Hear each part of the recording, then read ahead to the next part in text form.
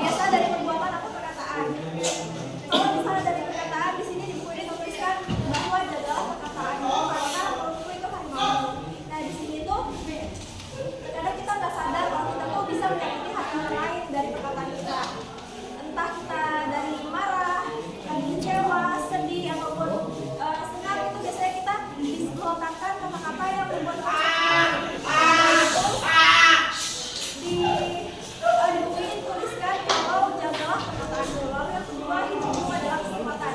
Nah, setiap individu itu memiliki kesempatan hidup yang berbeda-beda dan bermacam-macam sesuai hidupnya sendiri.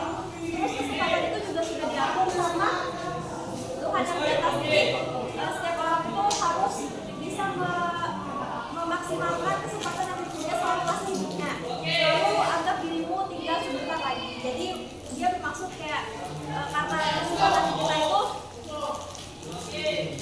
harus bisa dibuat secepat mungkin, karena anggap dirimu tinggal sebentar lagi itu bermaksud kayak kesempatan itu gak akan datang 2 kali dan hidupmu itu akan sebentar lagi. Jadi kebanyakan orang yang kayak hidupnya terasa hidupnya itu sebentar lagi, dia akan melakukan banyak kesempatan dan mau mencoba hal-hal yang baru yang lebih banyak lagi.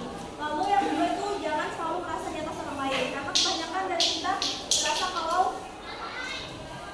misal kita menangkan sebuah lomba, lalu ada teman kita yang tidak lolos ke dalam lomba tersebut, terus kita merasa kalau kita kayak lebih di atas orang tersebut karena orang itu yang kurang di bawah kita lah. Jadi itu termasuk dalam emosi yang ada berada pada individu itu.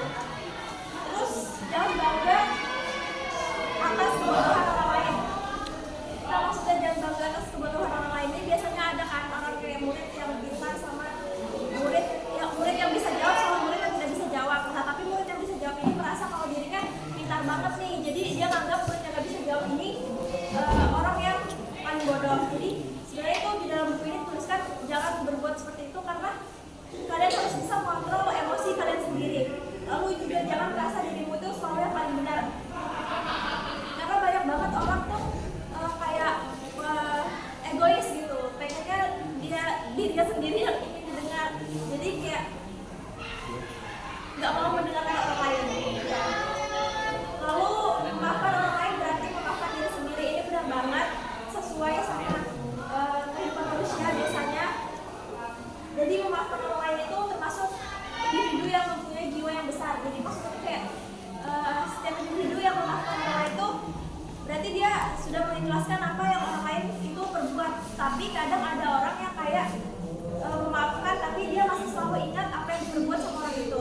Apalagi khususnya ya banyak banget cewek itu yang masih kayak mengingat kejadian buruk atau perkataan buruk dari orang lain yang membuatnya sakit hati. Jadi sehingga cewek itu kayak masih mengingat walaupun sudah memaafkan tapi masih mengingat gitu. Lalu biasanya orang yang sudah memaafkan ini dia tuh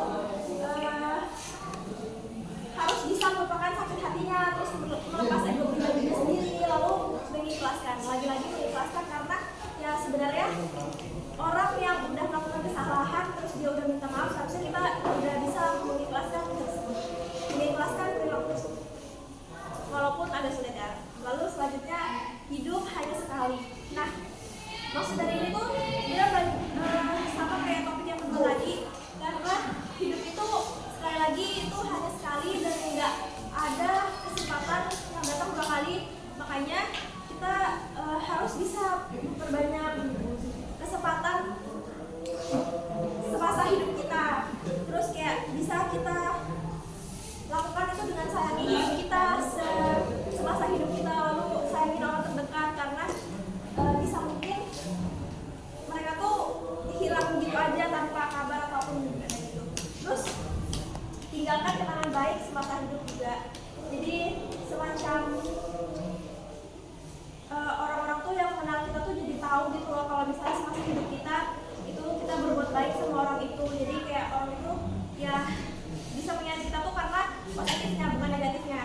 Lalu syukuri indahnya kehidupan. Jadi jangan lupa bersyukur akan kehidupan yang udah kita jalani sekarang. Lalu kita juga harus menyiapkan bekal untuk masa depan nanti.